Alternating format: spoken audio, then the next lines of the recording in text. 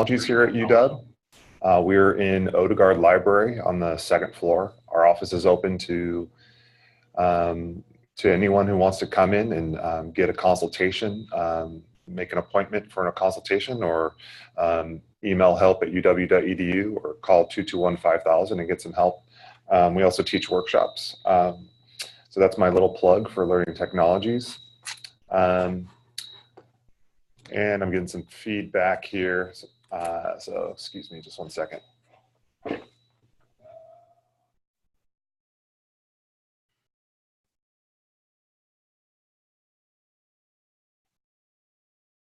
Okay, sorry about that. I'm in a video studio and our mics are turned up a little too hot. Okay, so we're thrilled to have everyone join from the UW community today. We had about 400 people from the UW community register for this workshop. So we were surprised and excited and thrilled to have such a good interest in what Zoom can offer University of Washington. My name is Jason Smith. We also have Ashler Tristan from Learning Technologies and Beth Lyle from Learning Technologies, and they will be in the chat session, hopefully able to keep up with all of your questions and answers. And if we can't get to every single question, we will try our best to do a follow-up to all the questions after the meeting. And Marco, I'm sure you'll be able to support us in that too. So I'd like to go ahead and get started and introduce Marco. He's our customer success manager at Zoom. He's dedicated to the education space to help educational customers throughout their full life cycle with Zoom. And I can personally attest to working with Marco over the past several months since we've signed on with Zoom, that he's really been a great advocate for the needs of the University of Washington so far. And he's really here to have us have the most successful use of Zoom at the University of Washington. He's not a salesperson, he's just here to help. And we really appreciate the partnership that we've had with him so far. And without further ado, Marco, take it from here. Great. Thanks so much, Jason. So hi, everyone. As Jason mentioned, I am a customer success manager here at Zoom. I'm going to be taking you through the Zoom product today for the meeting product itself. As an additional call out, I have a colleague on this meeting as well. Her name is Tina Kim. So folks putting questions into the chat might see her answering questions as well. Hi, everyone. There's Tina. We do also have everyone on the line muted, so just so you guys know, you'll be muted a little bit. If you have questions, try and put them perhaps in the chat. But if you have something at the end, we'll also open it up so everyone can ask live if they want to as well. But we have a pretty large audience, so we want to try and drive the conversations via the chat for questions that may come up. So first, a little bit of housekeeping. If you're having any challenges joining the audio, there's a quick reference slide here for you. You should see a join audio button within your meeting interface where you'll have the option to join computer audio or to dial in. So if you haven't done any of those, please do so. For the folks on the call that have dialed in, we see a few phone numbers that look like they're connected. One of the things you'll notice when you go to the screen is it does give you a participant ID. It'd be great to go ahead and enter that because that'll actually marry your audio and video streams together. So if you could, please go ahead and set that up.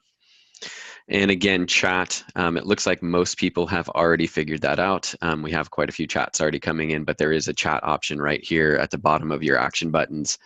Go ahead and put your questions into there as we move along. Quick outline of the agenda for today. So we're going to do a quick review, some use cases for Zoom in education. We'll talk about logging in and the Zoom portal itself. We'll review the Zoom desktop client. So Zoom does require to host meetings that you install something called their desktop client. We'll then run you through the host controls of Zoom itself, all the controls that you're going to have as the host of Zoom versus just a normal participant. We'll talk about scheduling Zoom meetings. We'll take a quick look at the mobile app, closing out with a few last things after that. And then we have a poll at the end just to kind of get some feedback on this session. So diving in, as Jason mentioned in the beginning, I'm a customer success manager here, and I support, primarily the education space. 99% of the people I work with are all within education, and where we're seeing Zoom really take off in this space is kind of different areas. With the faculty, it's really helping them bring in guest lectures, not necessarily having to fly people out anymore. Bring in a guest lecturer, expert on a specific topic, whatever it needs be, and having them come into a classroom environment right from there. Sharing the live events, doing kind of online lectures, either blended classes, full online, whatever it may be. Faculty forums has become really big. And I'd say one of the biggest upticks we've seen on the faculty side of the house is using Zoom for online office hours. So, faculty and students don't necessarily have to come to campus anymore to be able to attend office hours. So Zoom's a great tool to be able to support that. Also putting Zoom in the hands of the students is another thing we like to see. It helps students with their study groups, their projects and presentations. And again, it makes it so they don't all have to continue to try and get into the same physical space just to collaborate and work on projects together. Staff as well, also a lot of benefit coming from Zoom with the team meetings, doing interviews, admission reviews, student reviews, whatever it may be. And the tools in Zoom that really support that, you'll see listed on the right there. And we're going to take a look at not all of those today, but most of those as we walk through this. So let's get started with logging in itself, right? So there is a Zoom branded site for you. It's washington.zoom.us. And on that site, you'll actually see two different login pages. So what's really important here is that you make sure you click on the login for the correct account. If you're intended to log into the standard University of Washington account, you would just choose the one on the left. Or if you do need to be within the HIPAA account, you have a sign-in path for you right there as well. Each of these will take you to your different accounts that has, if you do move into the HIPAA account, there are some more controls on your user license. And we'll talk about those as we go along. Once you click either of those sign-in links, it's going to take you to a page that looks like this, which is going to ask for your UW NetID and password. And what this means is you don't have to create a new login and password just for Zoom. You're going to use your existing University of Washington credentials to help log in and create your account. Now, once you're logged in, you're going to be brought right to your profile in the Zoom web portal, and it's going to look something like this. It will not have my picture there, though, however. You'll actually probably either see a blank avatar if you haven't uploaded your own picture yet. We do recommend hitting change there and uploading a picture. That will persist through several different Zoom applications, so always a good idea to have that up. Directly to the right of your picture and under your name, you'll see something that'll say your account number. Now, it won't be the one you see here. That's my internal account number because this is from my profile. But if you ever need to contact Zoom support for whatever reason, they may ask you what your account number is. And right on your profile is where you can get that very quickly. The other big call out on this page is something that we provide you with called your personal meeting ID. So Zoom assigns to you a permanent virtual room, always available to you anytime you want to use it with a static ID that doesn't change. The great thing about this room, though, is you can actually update the ID that Zoom gives you to a number that perhaps makes sense to you. So this 805-738-5283 that you see right here, that's my desk line down here in Santa Barbara, California. It's a number that's easy for me to remember. I can just rattle it off to someone if I say, hey, join my meeting real quick. Here's how you get in. Now, I don't want that to be confused with scheduling meetings. When you schedule meetings, you do get a unique ID every time. We'll take a look at that in just a few minutes. But this is, something that Zoom provides you with, again, is your own personal virtual meeting room that's available to you anytime you need it. A couple other things to look at here is, your user type. You'll see that you're on Pro. If you happen to have any additional features to you, there are some webinar licenses available within the UW account. If you have any of those assigned to you, you'll see that here. And then your capacity as well. So what you'll see is 100 under your capacity. And what that means is you can host a meeting at any given time with up to 100 people. Or in theory, every single person on your account could be hosting meetings at the same time, all with 100 people coming into them. So each person can host meetings with up to 100 people in them. All right, so what we're going to do now is kind of move down to the next tab here and go to the meeting settings tab. If you're logged into Zoom and following along, this is actually really one long page, and I've kind of squished the two together here. And what these settings are really flags that you can turn on and off for yourself to make things available in the meetings that you're hosting. So if you want chat to be available in the meetings that you're hosting, like we're using today, you have to make sure that box is checked. But maybe you don't want private chat on, right? You might not want people chatting privately and not being aware of it. That's something that you could uncheck. A few other ones to call out: the annotation tools. So I'm using one of them today. I'm using the Spotlight. We'll talk about how to use those in the meeting itself. But if you want that to be available, it's something you make sure you've got checked. Same with polling. Now, these don't have to be something you use every time, but it is great to make sure that they're checked so they're available when you need them. If you're on the faculty side, maybe breakout rooms, pushing people where they need to go, having things like file transfer available. If you want closed caption to be available in the meetings that you host, make sure you check the box. Another great one here is this attention tracking. So this is actually being able to tell who's paying attention in the meetings that you're hosting if you have this checked on. So when you have that on, when you're looking at your participants window, you'll actually see a little timer next to someone's name if Zoom is not the focus window, so if they're not paying attention. And that actually carries through to the reporting later as well. If you've got cloud recording available, you'll see that here. The call out on this is if you are in the HIPAA account, a few things aren't going to be available to you right here. You won't be able to use cloud recording if you're in the HIPAA account. You also won't have file transfer available to you either. So just please do note that. If you are in the HIPAA-enabled account, you will still have local recording available to you, meaning you can record a Zoom meeting and store it on the local machine that you're running that meeting from. On the right side, a call out of something kind of a nice feature, and one that I really like to use is this email notification piece to get an email when attendees join the meeting before a host. What that means is basically if I've got a meeting scheduled to start at the top of the hour and I've invited a bunch of people and someone comes in 10 minutes early, I'll actually get an email letting me know, hey, Tina's tried to join this meeting a little early. And if I'm free and available, great. I'll click the link right in that email and it takes me right into that meeting itself. And then I'm able to at least engage with that person maybe while we're waiting with others. Another call out on this page is the scheduling privilege. So scheduling privilege is giving somebody else the ability to schedule Zoom meetings on your behalf. Use case again for this. Maybe I'm Tina's assistant, right? And I own Tina's calendar and I do all of her calendaring and booking for her through there. She could also give me scheduling privilege in Zoom. And then I could not only schedule the meeting on her calendar, I could make it a Zoom meeting. And more importantly, I could make it her Zoom meeting. So as her assistant, I don't have to show up to kick off that meeting and transfer it over to her and then drop off. It's her meeting, it starts, it goes as soon as she clicks on the link to get it started.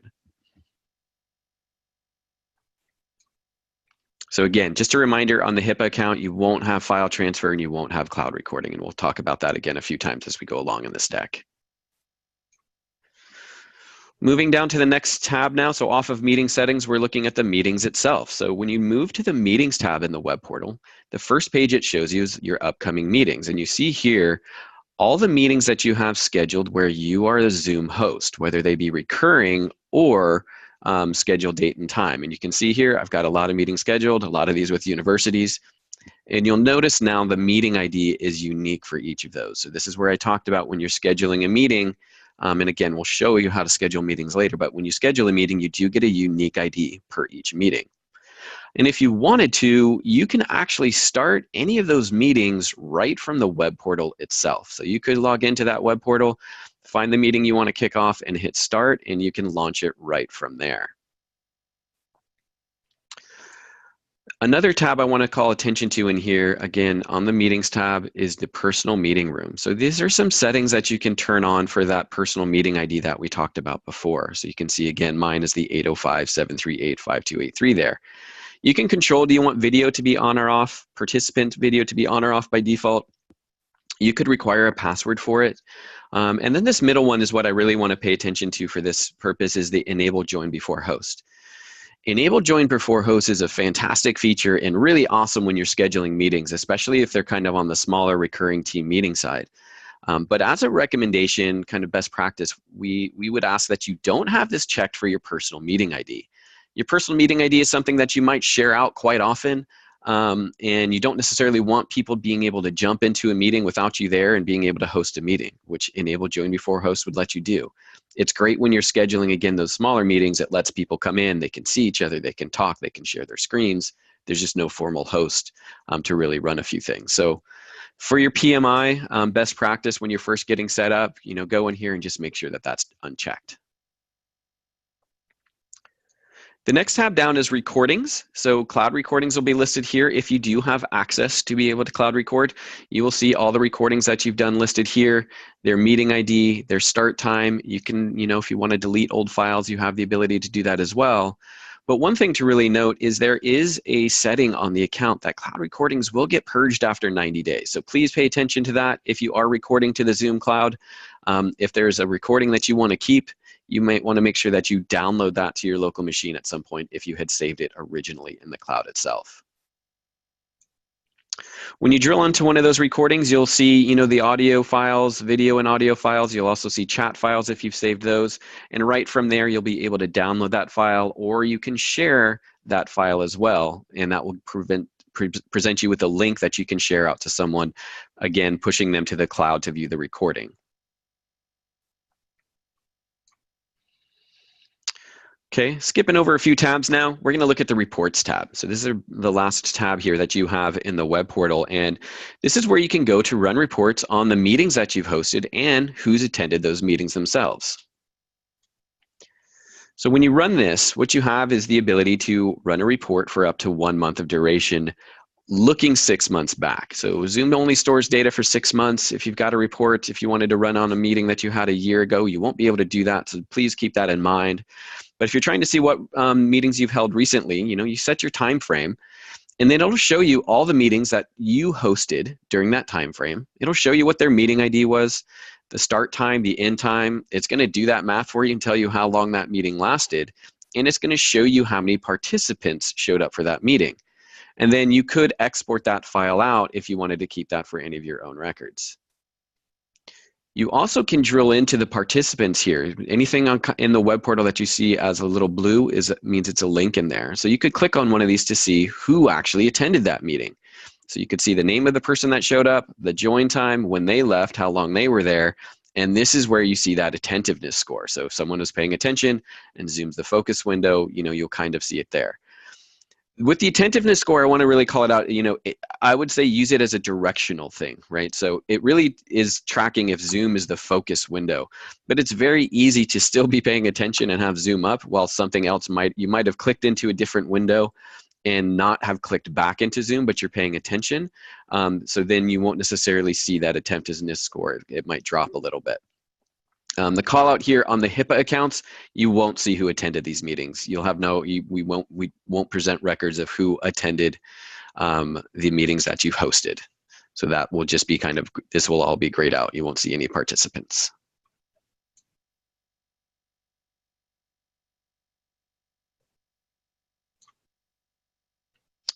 All right, so we're going to transition now. We're going to move off of that Zoom web portal, and we're going to start talking about the Zoom client.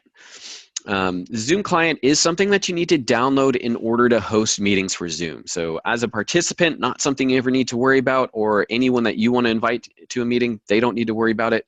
But as a host, this is something that you need to download. And you can get that at zoom.us/download. You want to look for that Zoom client for meetings. You click the download button and go right from there. And then it'll present you with some login options that you're going to want to follow. Temptation might be to put in your email and password right here. We want you to actually not do that, and we want you to log in with SSO.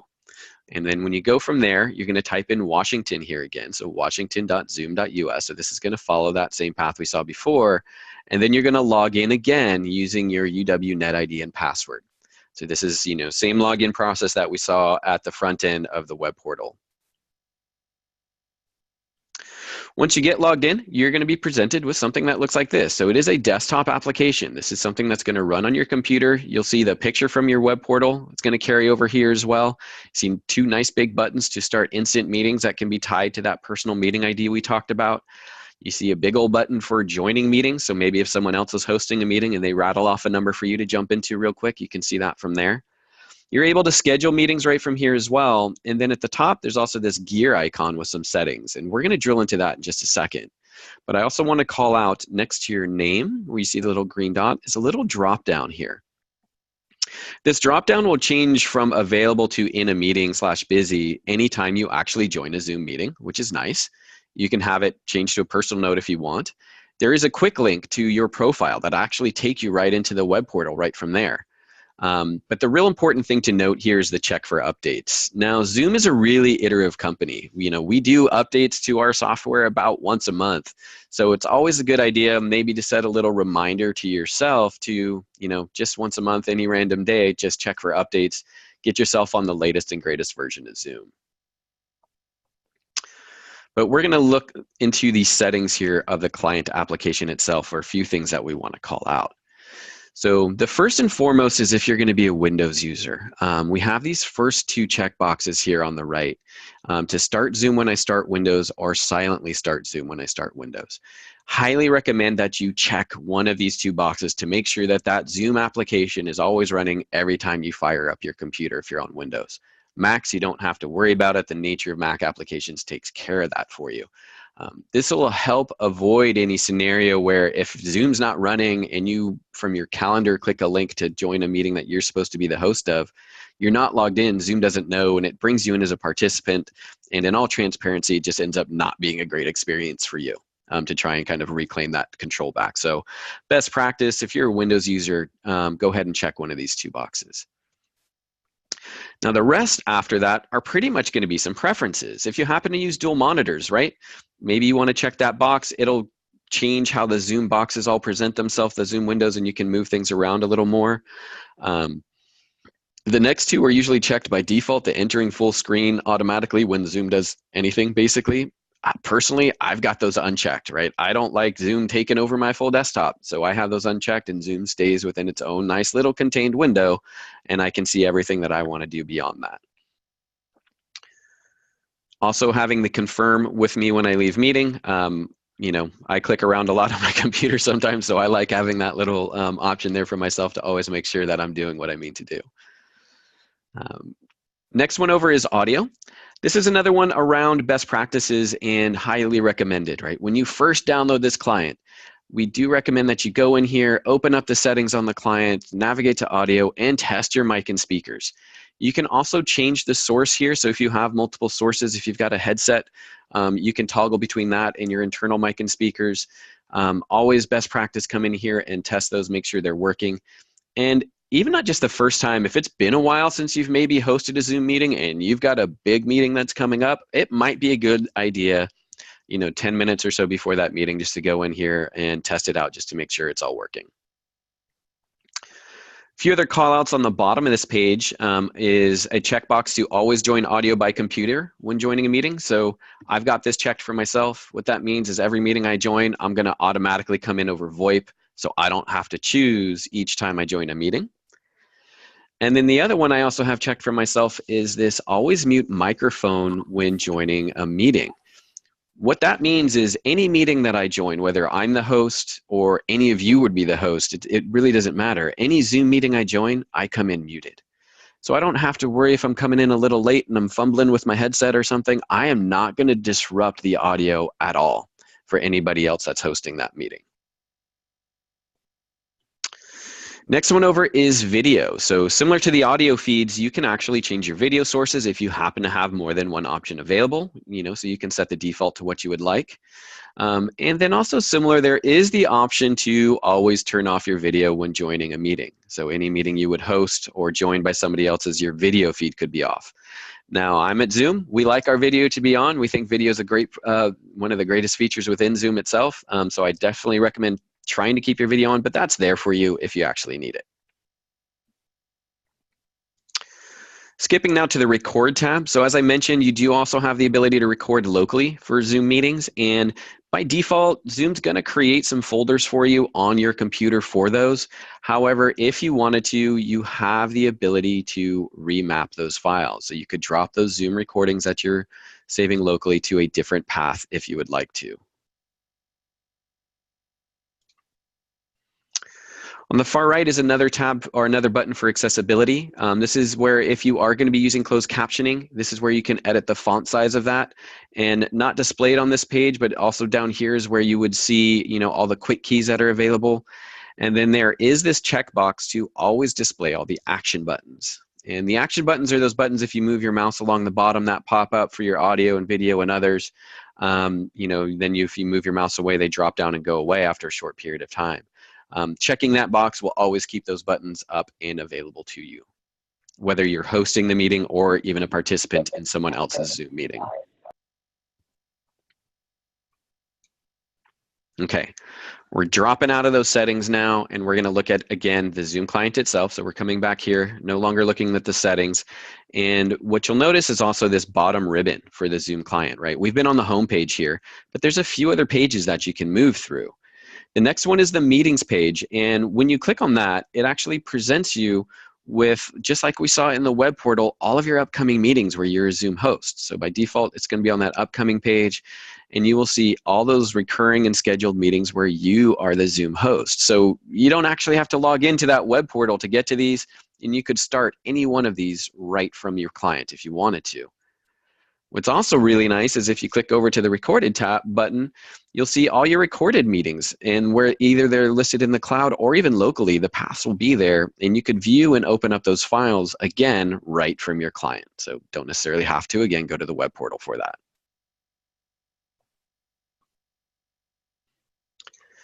The next one over is called Contacts. So anyone in your university that does download the Zoom client and has a Zoom license is someone that you can have as a contact within Zoom. And actually, you could add anybody as a contact that happens to have a Zoom license. So if you wanted to, you could add me. I have a Zoom license, you have a Zoom license. You could add me as a contact, and then you could chat with that person. It's really simple to add them as a contact. Type in their name. You can also create groups. So if you happen to have a specific team together, you could create a group of those people, and you could chat really quickly with one of those individuals, or quickly send a meet link, you know, a meeting invitation to one of those people, where they'll just get a pop-up on their desk saying, hey, Marco's asking you to join this meeting. The next tab over is the chats itself. So this kind of gives you a running view of all the chats that you may have had recently using the Zoom IM tool. When you open any of those up, it actually opens up a different window for the chat client itself. And you can see kind of running chats between group chats, individual chats. You see who's available by if they're green. If they're red, that means they're busy. And the group chats, you know, is what we use a lot to kind of continue conversations, ask questions that we might need help on. Really great way to stay connected. And if you're familiar with Slack, it's very Slack-esque. It's a great IM tool. Highly recommend giving it a shot when you're in the Zoom client itself.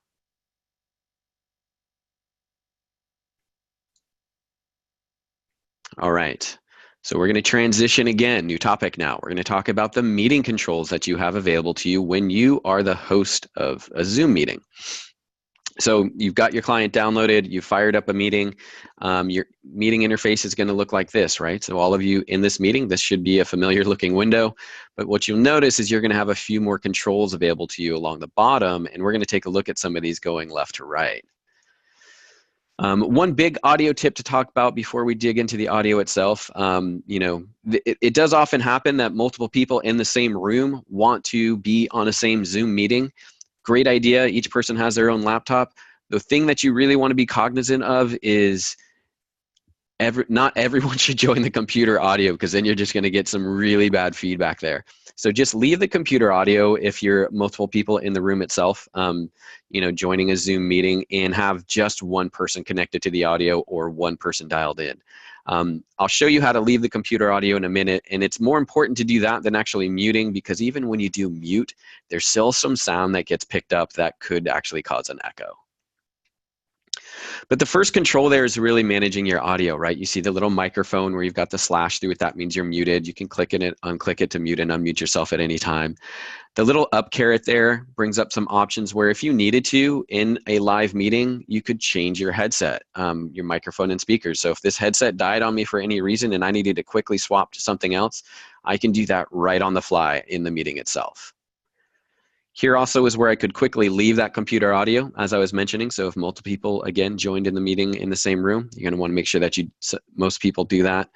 Then you can open up the audio options itself, and this gives you a window that, again, lets you leave computer audio if you want to, but it also lets you test your computer mic and speakers. So it opens up that settings section that we saw before where you could test out those mic and speakers. Now, if you didn't want to use the VoIP and you wanted to dial in, you could do that here as well. So it would give you a dial-in number for any specific meeting, the meeting ID, and the participant ID. And again, for yourself, when you're calling in, it is important to put in that participant ID because it will bring those two streams together. The next icon over is the camera, and just like your audio feed, you can mute and unmute your camera feed at any time simply by clicking on it. And you also have this up arrow here where, again, you could change your camera source if you needed to, or drill into the video settings that we saw before in the application settings section. Now, when cameras are on and there's no content being displayed, right, you have two different views that are available to you. You have something called active speaker view, which means who's ever speaking is going to take up the largest amount of real estate on your screen. And as each person speaks, it'll kind of switch through there on who's going through it. We also have something called gallery view, and this right sizes all the tiles, and then who's ever speaking gets highlighted, and that highlight will kind of bounce around. The gallery view is really great for those smaller team meetings that you might be joining and things like that. It kind of just makes it a much more collaborative feel to it.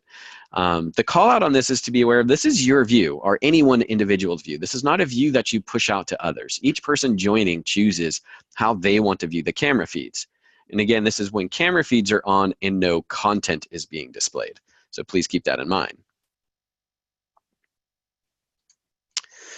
Also, brand new as of last week, when content is being displayed, we now have something called side-by-side view. So when content is being shared, you can actually decide how you want the camera feeds to look. Like, do you want camera feed and content to be side-by-side? And then this middle bar here is actually adjustable, so you can decide, what looks right for you in terms of content and camera feed. So new side-by-side view that just came out last week. When someone is sharing content, definitely give it a shot and check it out. It's a really cool feature. Okay, moving over to the next icon, it's the little person with the plus sign here. So this is inviting someone to a meeting that you've fired up. So again, not to be confused with scheduling a meeting and inviting someone that way. This is you're in a live meeting and you actually want to bring people into this meeting right now. You would click invite and you have the ability to copy that URL for the meeting, copy the whole invitation, drop those into a different chat client that you might be using. You can invite by contact, so anyone in your organization that, again, has downloaded the Zoom license or that you've added as a contact, you could search for them in here and quickly bring them into a Zoom meeting. You could call out to specific phone numbers, and you could even dial into specific room systems. So if anyone's using SIP rooms or H.323 rooms, you could bring those into your Zoom meetings as well. The next icon over that you'll see as the host is managing your participants. So the little two-person icon, and you'll see the number of the participants listed next to that for how many people show up in your session. When you click on that, it's going to open up a window for you that looks something like this, and you'll see all of the people that are joined into that session. And you will see if they are on VoIP, you'll see the microphone. If it's someone that dialed in, you'll see the phone versus the microphone. And if they've got their audio and video feeds muted, you will actually see the slash through them. Now, as the host, you have some options here. And on the bottom right, you can mute all of your participants upon entry, meaning anyone new automatically comes in muted, so you don't have to worry about them being disruptive. You could lock the meeting. So if for whatever reason you've got some first come, first serve type of thing on who gets into a meeting, you could do that if you wanted to. And you can even use the waiting room feature. You have to have it checked earlier in your settings, but that basically just puts people into kind of a quiet space, if you would, where they don't see any audio or video, and then you can allow them to come back into the meeting. But the really powerful thing here on managing your participants, especially if you're running large sessions, is this mute all. When you click mute all, what that does is it will mute everyone that's in the meeting now and everyone that's going to join. They'll all automatically be muted. And what you also have the option then as the host is to say, hey, do I want to allow my participants to unmute themselves? or if I uncheck that, no one in that meeting would be able to unmute themselves. I, as the host or one of my co-hosts, would actually have to manage that and unmute individuals. Really great and powerful tool for managing your audience, especially if you're hosting large sessions. What you really just want to be cognizant of is to let your attendees know at the outset maybe what you've done. Just like, hey, just so everyone knows, I've gone ahead and muted you. If you do want to speak, maybe raise your hand or chat to me and I'll take you off mute. Or if you're letting them unmute themselves, let them know that too. But again, really good way to manage some control over the audience. And then, other than just kind of at the mute all level, you have some options to control at the individual level, right? So if there's an individual participant there in your meeting, you could mute that individual and unmute them. So as a host, you have the ability to mute and unmute someone at any given time if you want to. And then you also have the more option with a few more things here. You could start a quick private chat. You could stop somebody's video. So if someone got up and walked away and I was tired of looking at an empty desk, I could actually stop somebody's video. But to call it out, unlike with the audio, where I could mute and unmute someone's audio, with video, you can only stop someone's video. You can't turn someone else's video on the other end. If someone has turned off their camera or if you've stopped their camera, only the person at the other end has the ability to start their video up. You could make somebody else a host. So if I needed to take off a little early from this meeting, but I wanted it to continue and have someone have the full host controls, I could make them a host and jump out. You could make someone a co-host. So if you want a partner to help manage the audience with some of the controls, much like today, I've given Tina and Jason co-host controls within this, so they have the ability to manage the participants with me. You could give somebody else the ability to record. You can rename someone if you need to for whatever reason, put someone again on hold into a waiting room, or actually completely remove somebody from a meeting if you need to. So if someone's there that shouldn't be, you could completely kick them out. Okay, moving off of the participants itself, we're now looking at the share screen. And the thing I want to call out was share screen. So as the host, of course, you have the ability to share your screen. But anyone that you bring into your meeting also has that ability. It could be someone that's never used Zoom before and may never use Zoom again. Just by the nature of you inviting them to that meeting, they actually have the ability to share their screen. They'll see that same share screen right in the middle like you do. And when you click on that, it's going to open up a window for you that's asking you, what is it you want to share? Do you want to share your whole desktop? Meaning it's just like someone standing right next to you and they're seeing everything that's happening on your desktop. If you've got multiple desktops, you can choose which one you want to share. Do you want to share the whiteboard, which just brings up a white screen and then you and all of the people in the meeting could collaborate using the annotation tools? You could share an iPhone or iPad, specific camera feed if you wanted to, or even given applications. So for example, today I am sharing just PowerPoint. So I've chosen just to do the application share and I've chosen just PowerPoint. But you could choose Word, Excel, whatever it may be, browser windows, whatever else, what other application you have running. If you don't want to share your whole desktop, it's a great way to kind of manage that. Once you decide what you want to share, you click it once and then share screen, or just double click it and it'll start sharing. And the thing to notice is those control buttons that were all along the bottom, those will actually now move to a toolbar at the top of your screen. So those control bars from the bottom move up to the top. And this toolbar is actually movable. So at first, I actually didn't even realize that myself. So little tip there, you can move that toolbar around if you need to. But you see your same controls around muting your video, your audio, managing your participants. They've all just moved up there. And green means you are live. You can stop sharing at any time, of course. And what you'll notice now is that sharing has turned into something called New Share. So in this example, pretend we're sharing something here, but if I wanted to switch between applications that I was sharing or wanted to move to my desktop now, I would use New Share. And what that does is I could move from PowerPoint to my desktop and it's seamless. It's a seamless cutover. If you were to have done stop share, stop sharing PowerPoint and then choose to share Word, using the stop share, what happens is all the camera feeds pop up and people could be a little bit distracted by that. And then you start sharing the new item. If you do New Share, it just goes from one application to the next or one item you're sharing to the next. And it's a much more seamless experience for your attendees. Right next to that is pause share. So what pause share will do, it will let you know when you press it, it will go yellow. So your screen sharing is paused, and that just basically freezes it where you were. So all of your attendees don't see, like if you were sharing your desktop, you paused it, you realized you needed to update a slide on your PowerPoint coming up, hit pause share, kind of keep talking, go in and make those edits. They don't see you making those edits, then come back, and when you're ready, you hit resume share and it brings you right in. The next button over now is annotate. And so as the host, you have annotation tools. I've been using the Spotlight today, but there's a full suite of drawing tools and text tools as well. And to call it out, what's really nice about this is it's, again, not available to just me as the host. You as attendees, any one of you in this meeting right now could start drawing on my computer if you needed to.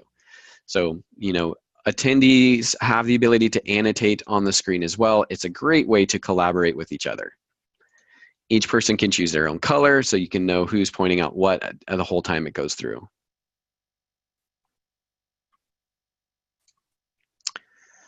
Also available to anyone that is sharing their screen is to give keyboard and mouse control to any of the other participants. Someone just started drawing, great. Yeah, so great example, and please do. So again, others can draw on your screen. So that wasn't myself, that was someone else that drew quickly in orange just to show you how it works. But when you're sharing your screen, you could also give keyboard and mouse control to somebody. An example of why you might want to do that is, think for example like this today. I've got a really long PowerPoint here, and maybe Tina owned 5 slides of it in smack dead in the middle of the deck. And instead, when we get to that point, instead of her having to say next slide please, Marco, next slide please, I could give her keyboard and mouse control, and then she could click through at her pace. And it again makes it a nice experience for the customers. I'm going to go ahead and clear that. Now, the next one over is this ... more. And under there is just a few more of those main action controls from before, the chat, the invite, and the others, quick links to recording. And there is the option to disable attendee annotation. So if your attendees are going crazy on your screen, you can turn that off so you don't have to worry about it. All right, so within the PowerPoint, we're going to pretend we're stop sharing now. We're back to the main meeting controls itself. The next icon over is chat. I think most people have figured this out in the meeting already. We've got quite a few chats that are going on, but it's pretty self-explanatory, right? You click on the chat, it's going to open up a window. You have the ability to chat to everyone, or if you have the option turned on, you can chat privately as well. If you're using private chat, and you're sending messages to whomever it be, just make sure you send the right message to the person you intend for it to go to. But it's very easy to select who you want those messages to go to. Also in the chat, under the more, if you are on the non-HIPAA account, you have the ability to send a file via the in-meeting chat. If you are on the HIPAA account, you cannot do that. You won't see the send file option, so just be aware of that. Okay, the next option after chat that we see there is record. When you click on that, if you're on the standard account, you again have the options for either record on this computer or record to the cloud. If you're in the HIPAA account, you'll just have record on this computer, and it'll actually automatically start doing that when you hit record. When you do hit record, you will see a little bubble that pops up for yourself, and as attendees, you should see a little bubble kind of in the top left corner letting you know that it's being recorded as well. And you have the ability to pause or stop a recording at any given time. Now, the difference between those two is if you're hosting, say, a 30-minute meeting, right, and you record for 10 minutes, you pause for 10 minutes, and you record again for 10 minutes, that's one 20-minute recording. If you did that with stop, where you do record for 10 minutes, I stop recording, and I wait and I record for 10 minutes again, that's two 10-minute recordings. So that's just how those two will behave. And the other important call out with recording is it doesn't start processing until the meeting itself ends. So even if you only record the first 5 minutes of a 4-hour-long meeting, that recording is not going to start processing and be available at any time until after that meeting has been shut down. Okay. The next one over is breakout rooms. So the little 4-tile icon here, and this is just like it sounds. It's taking a group of people that are in your meeting and splitting them up and putting them into their own meeting rooms. When you do breakout rooms, Zoom's going to ask you how many participants do you want to put into how many rooms? Do you want it to be done automatically where Zoom will just randomly decide who goes into what room? Or do you manually want to control who goes into each breakout room? If you hit manual, you do create breakout rooms, you'll have the option here to rename your breakout room for the session. It makes itself available. You can rename the room. You could delete the room if you created too many. And then when you click assign, you just go through. It'll give you a list of your participants and you choose who you want to go into each room. You click assign again and they would drop into that room. Now your breakout rooms are still not started. You're kind of in the configuration phase here, and you have the ability to move someone to the breakout room if you didn't mean for them to be in that first one, or if you want to keep them even, you can exchange it. So you can actually exchange someone again before the rooms are created. Now once you have everyone dropped into the rooms that you want, you have the open all rooms, and what that will do as soon as you click that, it will present each of those participants with a pop-up on their screen that says the host is asking you to move into the breakout room 1 or 2. They click yes, and it takes them out of the main meeting and drops them into a breakout room with the rest of the people that are in there. And then everyone in those rooms can see each other, can speak to each other, can share their screens. They're just in their own isolated meetings. You as the host also have the ability to jump into any one of those breakout rooms as well. So you could join a breakout room. Can't join both at the same time, but you can join one at a time. Jump into the breakout room, check in, see how things are going, and then when you're ready to leave, you jump out of that breakout room, maybe go into the second one. You also have the ability to broadcast a message out to your breakout room. So maybe there is a really important message that you want to send down to the attendees in those breakout rooms, 5-minute time check, something like that. You could broadcast that out. Then once you're ready to kind of close down those rooms, if they've been going for a while and the time has come, you hit close all rooms, and that will start a 60-second clock for those rooms. So the participants in each of those rooms do get a notice saying the host is closing them. Would you like to leave now? Or if they just wait it out, in 60 seconds, those breakout rooms will collapse and everyone will just be sucked back into the main meeting.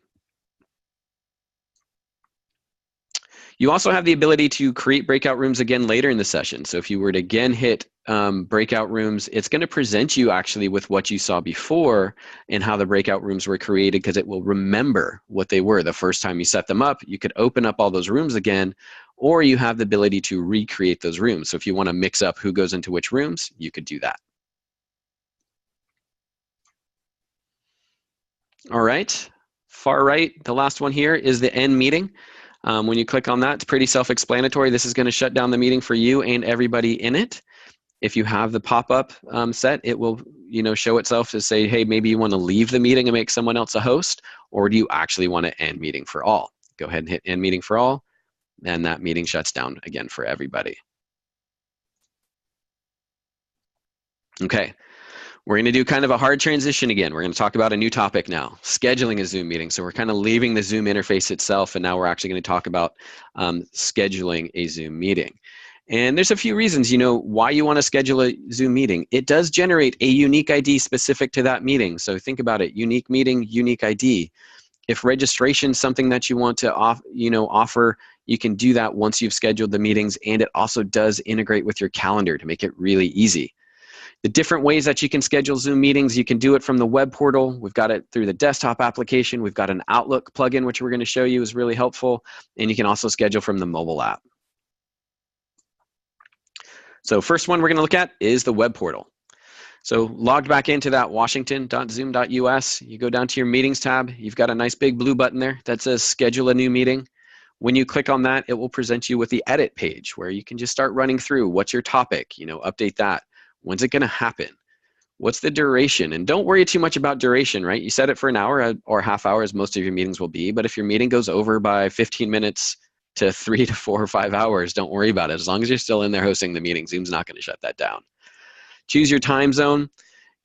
A recurring meeting. So is it going to be, again, a unique ID for this specific meeting, but you want it to be available for each meeting, like every week with a team meeting, for example? You can choose to have your host video on or off by default, and maybe knowing your participants. So understanding who your audience is that you're inviting to this particular meeting, you could have their video on or off by default. So if you're perhaps inviting, an audience that might be really sensitive to that, you can go ahead and click off there, and then anyone that joins in, their video won't be on until they decide to turn it on. It won't just be on when they join the meeting. You've got some audio options that you can do here as well. Choose telephony or VoIP. We recommend just leaving that as both. Additional meeting options, if you want to require a meeting password, you can do that. Here's where maybe you want to use that enable join before host, depending on what type of meeting it is. Again, I love that feature. We just recommend not having it on your PMI, but for scheduled meetings, it's really powerful and great. And if you want to, you can actually use your PMI to schedule for scheduled meetings. I'll be honest, I use that all the time. I do schedule meetings a lot with my PMI, but the thing that you really want to be aware of is if you're doing that, just be mindful of having 2 meetings back to back that you happen to have scheduled with your PMI, because that what means is you potentially got 2 very different audiences that could join a meeting that have the same join URL, right? They've got the same ID. And inevitably, the first meeting is going to run long, or someone's going to join the next meeting early, and people are going to hear some content that perhaps they shouldn't. So just be mindful if you decide to schedule using your PMI. The next one down is Schedule For. So if you happen to have been given that scheduling privilege that we talked about earlier, you can either schedule for yourself or the other person. And then you can also set up an alternative host. So this is kind of like a backup plan.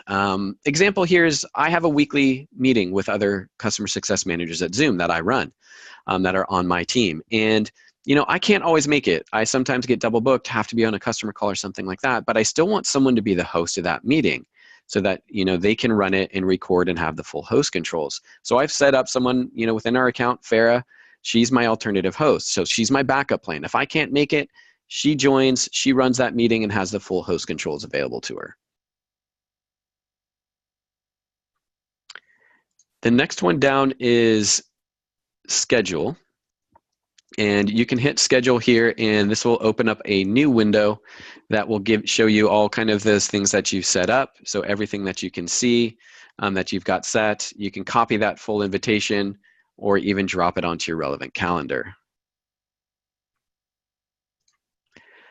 Now the next one over is the Outlook plugin, right? So if you're using Outlook, this is going to be a great way to schedule because most likely you're managing your calendar from there anyway. So you can get that at zoom.us/download. Look for the Zoom plugin for Microsoft Outlook. You're going to want to download that. And then when you go to schedule a meeting, this is the Mac version of the client. You would open up a new meeting. Windows will have a button that says start a new Zoom meeting. And what you'll see is add Zoom meeting here. And we see all those familiar details that we saw before. Hosting, participant video, audio options, the additional meeting options for require meeting password, enable join before host, all of that. And you can actually save these settings. So if you want the same settings to apply to each meeting you host or each meeting that you're scheduling, you could do that. And you just hit continue, and it drops details into the body of the invitation. You decide who you want to send it to, update the subject line. Location will be the URL for the meeting itself. Choose your start time and end time, and even if it's going to be recurring. And then what that will do is invite people out to the meeting, and it will create that meeting also in the web portal. It'll show up in your desktop application as well. The next thing to look at is we're going to transition now off of scheduling and talk about the Zoom mobile app. So Zoom's got a great mobile app for both Android and iOS devices. You can get the download for that. Actually, it's at their respective stores, probably the easiest way to do it. Once you download that, you want to log into the mobile app, use that SSO login path that we talked about before so that you're logging in with the washington.zoom.us. It will show you all of your chats that you've been having. So the mobile app is an extension of the chat client as well, which is fantastic. But you can also join a meeting right from your mobile device if you needed to. So someone gave you an ID, you could type it in from your mobile phone, join it right there. You can also schedule or host meetings right from your mobile device. So you could look in here and start a meeting really quickly. It fires up, it's got your audio controls, your video controls. You can manage your participants just like you did all from your desktop. For me, the real power of the mobile device is right here, this upcoming meetings. And so when you click on that, just like you saw in the web portal and just like you see in your desktop application, you have all of those meetings that you've got scheduled where you're the Zoom host. They present themselves in your mobile app, and you can start any of them right there. So if you're running behind and late for a meeting and you need to still turn on that meeting so everyone can come into it, you just start up that meeting, everyone fires in, you walk back to your desk, and then you log into Zoom there and shut down the mobile app. But it's a great way to make sure you stay connected in time for some of those meetings. You also have another place where you can schedule Zoom meetings is directly from your mobile device as well. Okay. Coming up to the end here, we've got a few last things that we want to talk about. Our support site, so support.zoom.us, it is a great place to go to learn more about Zoom if you want to. You can type in specific topics if you want to search. You can drill into any one of these tiles to learn more. We've got a lot of great just 1-minute video introductions. So if you want to learn a specific topic like join a meeting and you don't want to sit through a long training, you could do that really quickly from our website.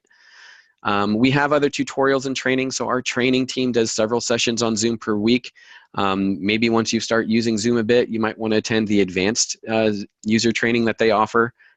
Head to support.zoom.us and go ahead and register for one of those sessions. If you need to for any reason, you can also contact support right from here. So there's a contact support link that will present you with a number, and we also have the 24/7 chat. A couple things to remember before any meeting that you start up. We recommend, testing your audio and video. Make sure you've got those sources correct. Again, especially if it's been a while since you've hosted a Zoom meeting. One best practice is always to have that content you intend to share prepared ahead of time, especially if you're going to be sharing your whole desktop. You don't want to necessarily be rooting around for things. And again, maybe closing those applications that have pop-ups. My calendar pop-ups, especially if you're sharing your whole desktop again, they're going to be distracting not just to you as a host, but also to your audience. Always a good idea when you're in a meeting, hosting or not, to mute your microphones when other people are speaking. Using that gallery view, I think, is a great way to really kind of make it a more collaborative experience, even though you're online. When you're sharing your screen, sharing specific applications to control the displayed content is a really good way to make sure people are seeing what you want them to see. And then again, using that new share that I talked about to seamlessly transition between those applications is really helpful. And then those annotation tools, really nice to be able to grab and direct attention. We recommend turning the camera on. We're really proud of our video quality within Zoom, so please try and turn your camera on. If you have a camera where you can experiment with angles, you can do that. Try to use those gestures and mannerisms you would in person, and try to make eye contact as much as possible. All ways to really humanize that online experience.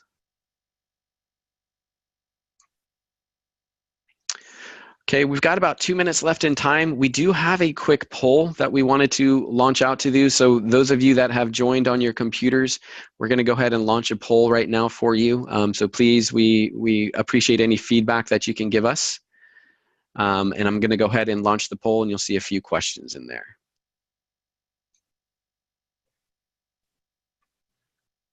Okay, so the poll is live. I know Tina and team have been doing a great job answering questions in the chat. Thank you again for your help there. We're going to let people go through and answer these polls for a bit, and then we'll have the results shortly.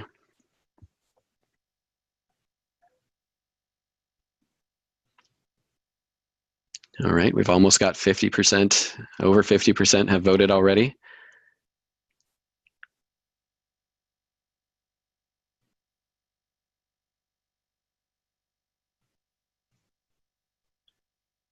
Okay, we are at 70%, 75%. So there's a few questions that just popped up on polling. I will share the results of the poll after this has been done. Once we get kind of to 85%, maybe I'll go ahead and stop the poll and share it to you. We didn't cover polling today, but it is something that's available in meetings that you host. So you'll see what those results look like. You can find more information on polling within the Zoom portal itself at support.zoom.us. There, just type in polling and you'll see how it runs. But I'm going to go ahead and end the poll because we're at 87%, which I think is a good amount. And then I am going to share the results so that those of you still in the meeting can actually see what that looks like on your end. So that sharing poll results on, answering each of the questions that we went through. So polling is built into Zoom. It is a great feature, definitely worth checking out if you think that's something you might be using quite a bit. Quick questions. I'm trying to see some of those that are coming in and answer a little bit live. Polling is anonymous. Yes, Arnie. Absolutely.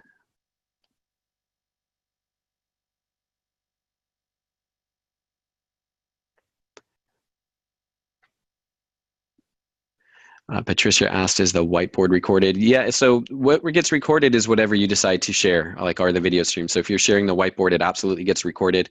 But what on that one for that question, if you do use the whiteboard and everyone's collaborating on a drawing, you have the point where if you get to a specific point, you can say, okay, I want to save that drawing. And then you just save that and you have that as a file that you could share out as well.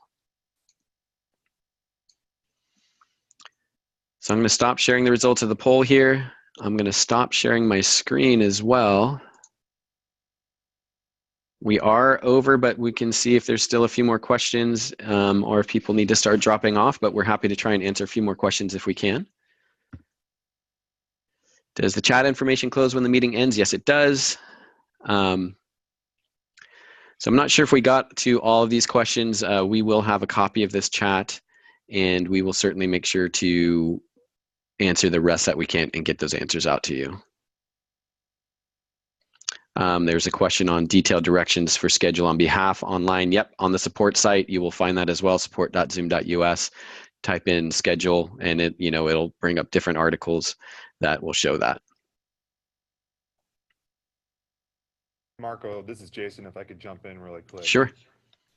We're getting a lot of questions if the webinar will be recorded and shared out, and absolutely it will be. It's being recorded right now, and I will follow up sending out an email to the recording link that you can watch afterwards. Thanks, Jason. Yeah.